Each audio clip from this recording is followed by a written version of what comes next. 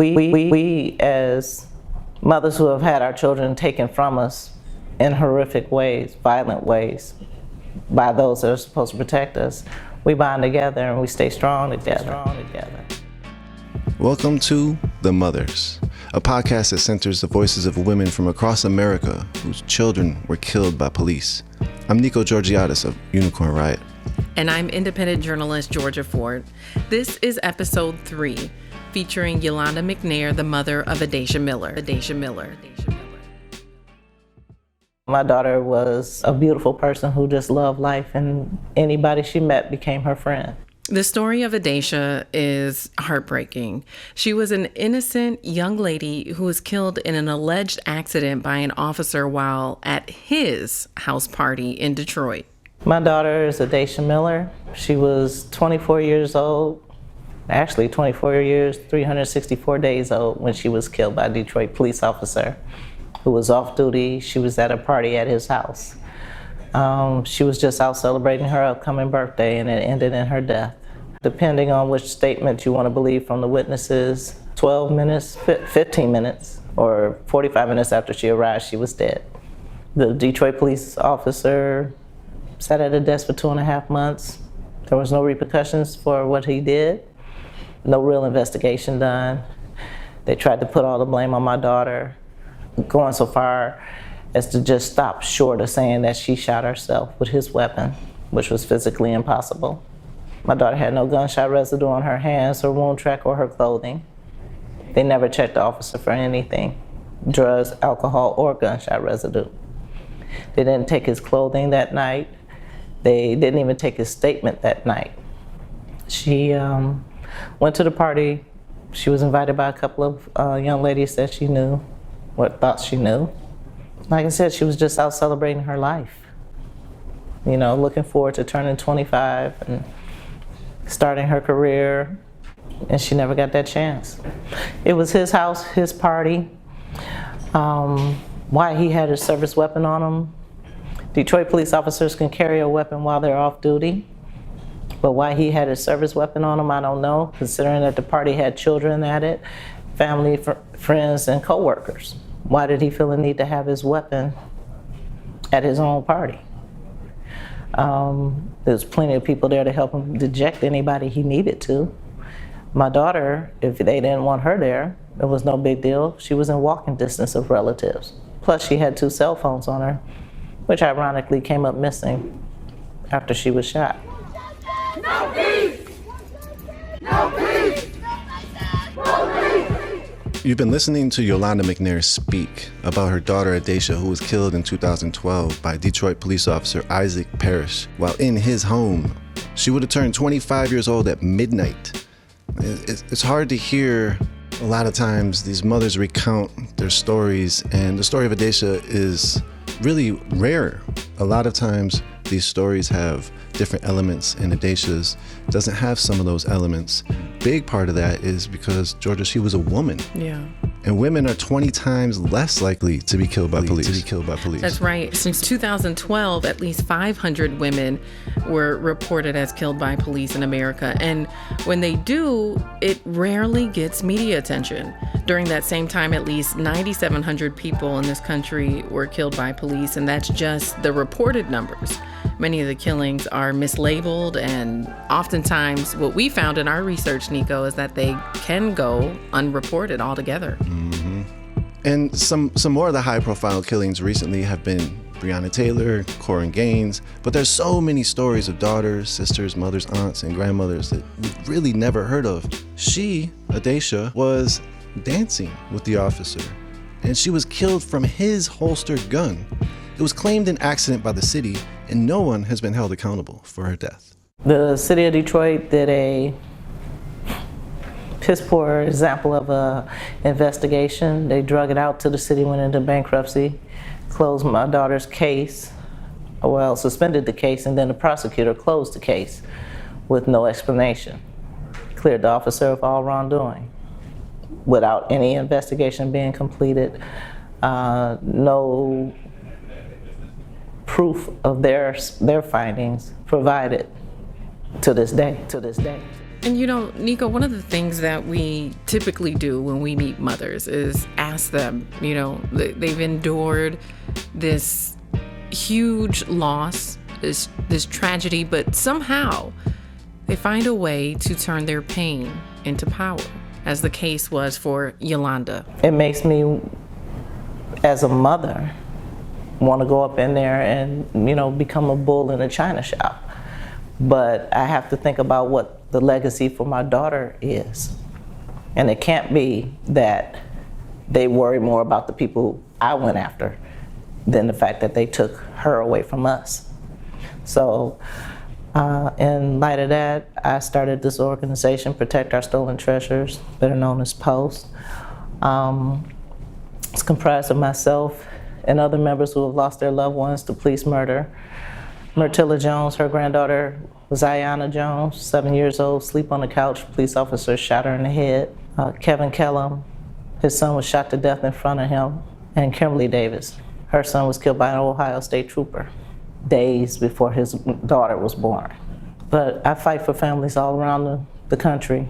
I go all around the country. Coming to Minnesota is just one of the stops that I make. My organization has chapters in multiple states. We are in Columbus, Ohio, Greenville, South Carolina, Portland, Oregon, and Lawton, Oklahoma. And we're going to open up more chapters. We're looking to open one in Louisiana shortly. But we're all coming together for the same cause, changing the laws that govern police officers in the way that they're treated when they commit crimes, and call them what they are: murder, brutality, rape. Don't just candy coat it and then say, pat on the head, you lose a little money, go on about your business. We want their peace officer's license revoked, not suspended, or them just retiring from one department and going to another. We don't want them to continue to go on and brutalize people. So we want to change the way that the laws affect not just them, but us, because they don't get the same punishments for the same crime. After first meeting Yolanda, and then now knowing her for several years now, what really stands out to me is, as one of her biggest traits, Georgia, is like the way she has this steady resolve. She has this compassionate energy along with her. Her presence is also just so very kind and humble and just loving. I remember specifically also going to meet up with her in Detroit. She was holding a Kite Flight for Life event, and a lot of discussion was had, and she was sort of the centerpiece of that discussion. That's right. What was your thoughts around Detroit? Nico, when we were in Detroit, we went there specifically to support Yolanda, but while we were there, it was fascinating to see all of these families from across the country who flew into Detroit to also show their support for Yolanda.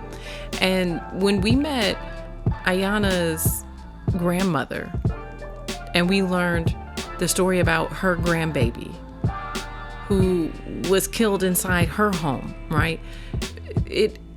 For me, as a mom myself, it broke me down to my core, because I couldn't help but think of my own children, right? And here, this was another story that I personally had not heard of, right? And so for me as a journalist, it brought me back to the reason why it helped center me, and the reason why telling these stories is so important. Because yes, the world knows George Floyd, and most of the world knows Philando Castile, and most of, at least the country, knows about Dante Wright, and now unfortunately Amir Locke. But do they know about Adaisha? Do they know about Ayanna? And so for me, I think that is, it recentered my why I'm doing this, because we have babies who are being killed by police in this country, and what's being done about it? Heartbreaking, just absolutely heartbreaking. I can't even understand the magnitude of pain. And then so Yolanda has utilized some of that. Some of this gathering was part of Protecting Our Stolen Treasures, in a group, a support group that she's created, along with other family members, mothers, fathers, mostly in Detroit, Ohio, and then they branched out all across the nation. And I think this is really unique, right? Not only did she turn her pain into power by founding this organization called P.O.S.T, but she has also empowered other grieving mothers to turn their pain into power by allowing them to have a chapter of P.O.S.T in their city, in their state. And so I think that's one thing that is very, very unique about Yolanda, right?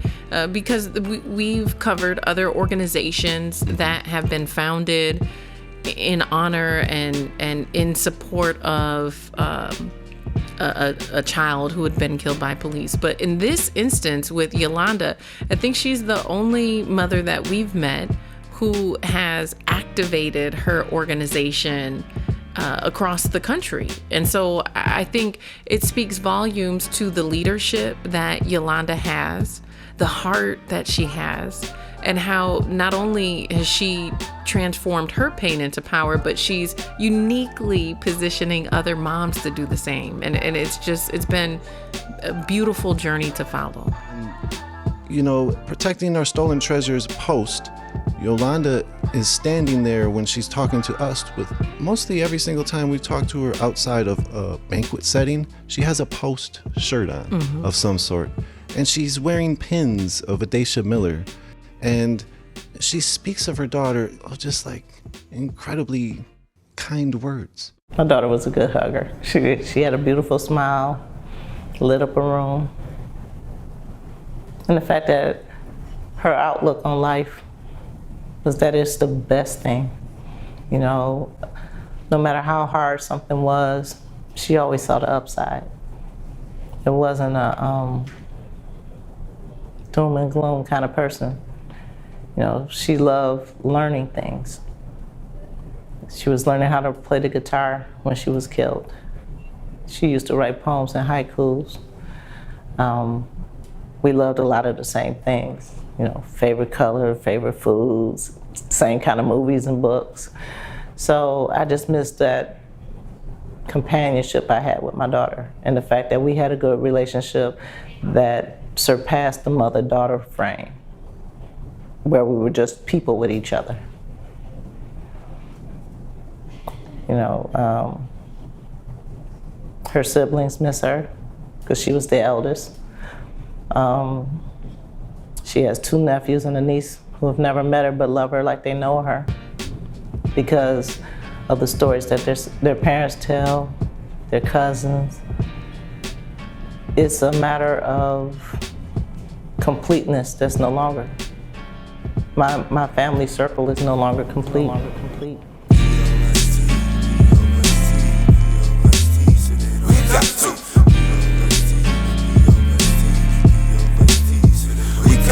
Protect our stolen treasures. Yeah, we got to protect our stolen treasures. Please, we got to get rid of silent gaps. That's a cap not trying. Mama sick of crying cause we won't stop dying. They won't stop lying, they for sure not frying. Can't even get a statement from the one that started firing. So many double standards that we face in this world. Got me afraid to make a kid cause they taking our girls. They erasing our boys, placing a void in the hearts and souls of those that love them the most from the start. I feel them when I hear them reminiscing pain, trying to make sense out of something they don't want to explain. We gotta change up the game, and that starts with education, cause our greatest resource is when a child know the essence and recognize the blessings that our parents provide. Precious jewels that we use, how dare you decide if I deserve to live this for all the murdered kids and the mothers that love us and the fathers that hate the kids. Yeah, protect our stolen treasures. Yeah, we got to protect our stolen treasures. Please, we got to protect our stolen treasures. Yeah, we got to protect our stolen treasures. Please, we got to. P.O.S.T, P.O.S.T, P.O.S.T, so they don't test me. P.O.S.T, P.O.S.T, P.O.S.T, so they don't test me. P.O.S.T, P.O.S.T, P.O.S.T, so they don't test me. P.O.S.T, P.O.S.T, P.O.S.T, so they don't test me. You're listening to The Mothers with Yolanda McNair, whose daughter was killed in 2012 by an off-duty police officer in his house. As we've heard from Yolanda, she's been around for many years now, pushing for change. Here's her thoughts on what would help bring accountability for police killings. The viable solution is equal punishment for equal crimes. You as a citizen, if you go out and murder someone, you get 20 years to life. They get a slap on the wrist, a little time off, and go somewhere else, if that happens. A lot of them don't even miss a day. I want them to understand that they're nothing more than a citizen who took an oath that they don't give a damn about, and they need to be treated that way. I think there are good cops out there, but a silent cop is not a good cop. It's a good cop trying, but you gotta do more than that. You gotta. You chose that job. That job didn't choose you. And if you're not right for the job, they need not be in that position. You cannot be a cop, a good cop, and be a bully, a bigot, a racist, a rapist, a robber, a murderer. You know, those people need to be removed. And whether it's locked away for life, it should be. Why not? A life for a life. My daughter wasn't innocent, did nothing wrong, but she was attacked and then murdered. They should not be allowed to sit up here and tear our family members down and then tell us to be quiet, don't say anything. Don't say anything against the cop because there are repercussions. Why the hell is it a repercussion for me saying, you're dirty, you killed my kid? But you can sit up there and say whatever the hell you want about my child. She can't defend herself. We speak for those who cannot defend themselves. And as long as the only story being told is a true lie, a real story, made up, fictitious, we have to speak out. We have to change that. Accountability. If we're accountable for what we do, we're accountable for what our children do. What's wrong with the cops being accountable for what they do? It's just common damn sense. That's why on the back of my shirt it says death requires responsibility. It's a fact. You're responsible if you hit somebody in the car and they die. You're responsible if somebody steals your car and hits somebody and they die. How come you're responsible for something that was not in your possession? Gone without your knowledge. Driven by someone you didn't know, but you're held accountable. They're carrying that gun, using those chokeholds, tasing people. Those are all things they're doing personally by themselves. So why are they getting away with it? And they need to get these weak-minded cops out of there who feed into the feeding frenzy of murder. My partner's shooting, so I'm gonna shoot too. My partner's beating on him, so I'm gonna do it too. Why? Instead of saying stop, don't do that. If you don't have someone that's got enough strength in them to stop a wrong, whether it's their partner or somebody in the street, they don't need to be a cop either. But people don't, they wanna hide and then say, well, they must have did something wrong. Stop thinking that way. Stop thinking that because someone was murdered, they did something wrong. 9 times out of 10, they didn't do a damn thing but what they were told, and they still died for it. So I want laws to change as far as police officers are concerned. But I also want laws to change as far as prosecutors are concerned. District attorneys, attorney generals, because you're not doing your job either. Because if you were, we wouldn't have this pandemic police murder, and that's a fact. Think about what you would want somebody to do if it was you, and then do it, and then do it. Thank you for listening to the Mothers Podcast. You can find all of the episodes at unicornriot.ninja/The Mothers.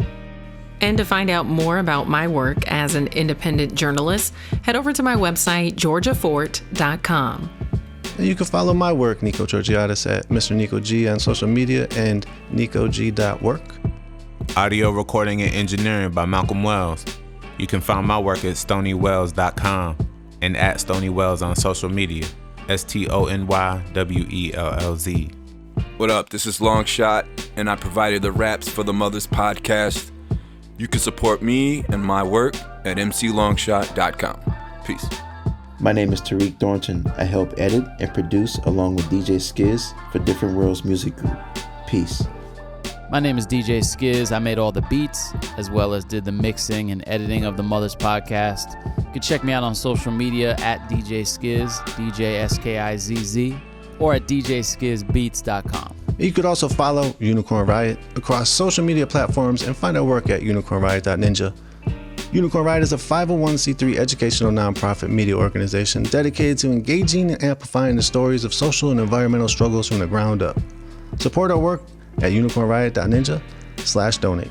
Part of the funding for this podcast is made possible by the voters of Minnesota through a grant from the Metropolitan Regional Arts Council, thanks to a legislative appropriation from the Arts and Cultural Heritage Fund.